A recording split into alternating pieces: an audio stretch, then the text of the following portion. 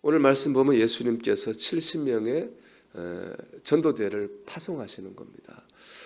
그래서 이 말씀을 통해서 제자의 삶에 대해서 묵상을 해보려고 합니다. 제자의 삶은 먼저는 내가 아니라 주님을 의지하는 삶입니다. 오늘 말씀 3절 보면 주님께서 이렇게 말씀하시죠. 갈지어다. 이 주님이 갈지어다라는 말에 의해서 70명이 이제 파송이 되는 겁니다. 그러니까 그들이 가고 싶어서 간 게 아닌 거예요. 주님이 갈지어다 하니까 가는 겁니다. 주님의 제자는 어떤 사람입니까?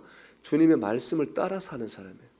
주님이 갈지어다 하면 가는 거고 주님이 설지어다 하면 서는 거예요.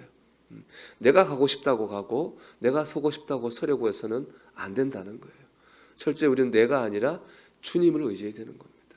누가복음 이제 9장에 보면 주님 12제자를 파송하거든요.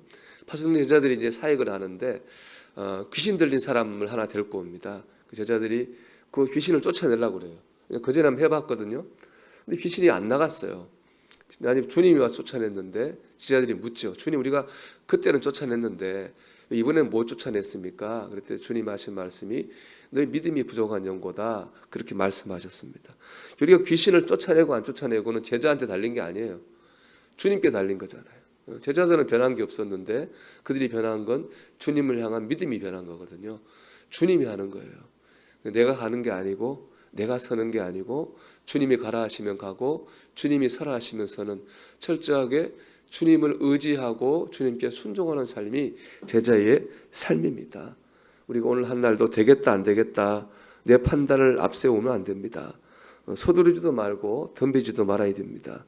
기도하면서 주님의 뜻에 철저히 순종하려고 하는 그런 마음을 가질 때 우리를 통해서 주님의 역사와 영광이 나타나게 될 줄로 믿습니다.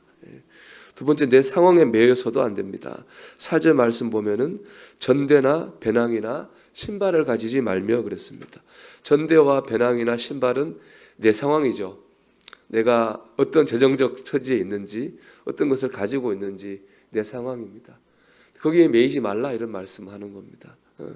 우리가 내가 상황에 매일 것이 아니라 주신 사명을 먼저 생각해야 됩니다. 그럴 때 그 사명을 감당할 수 있는 거지. 내 상황을 먼저 앞세우고 내 입장을 먼저 앞세우고 내 처지를 먼저 앞세우면은 그 사명은 자꾸 뒷순위로 밀릴 수밖에 없는 겁니다. 늘 나는 주님을 따라 살아야겠어.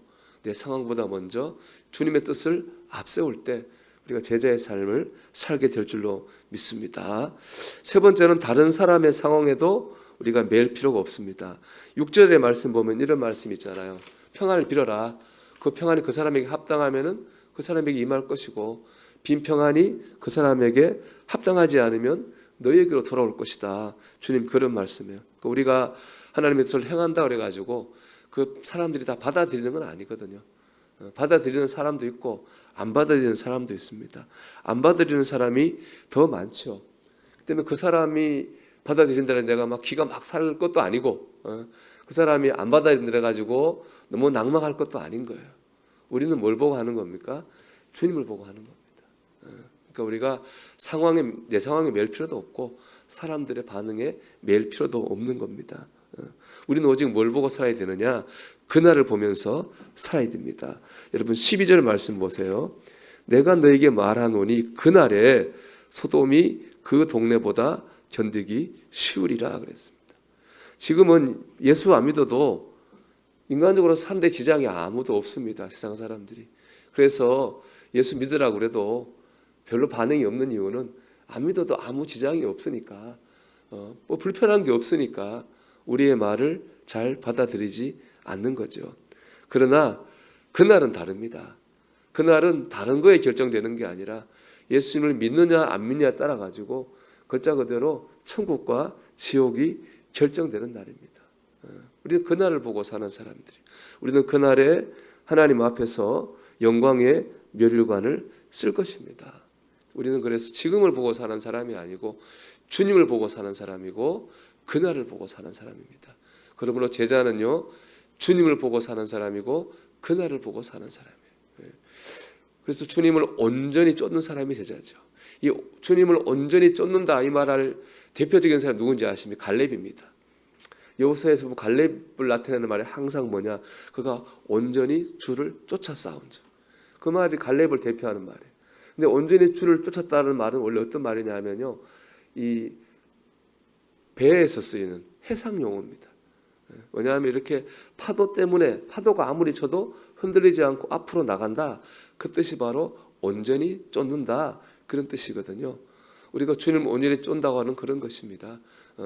양쪽에서 내 안에서 파도가 치고 밖에서 파도가 치더라도 흔들리지 않고 주님과 그날을 바라보며 나가는 것이 바로 주님을 온전히 쫓는 것입니다.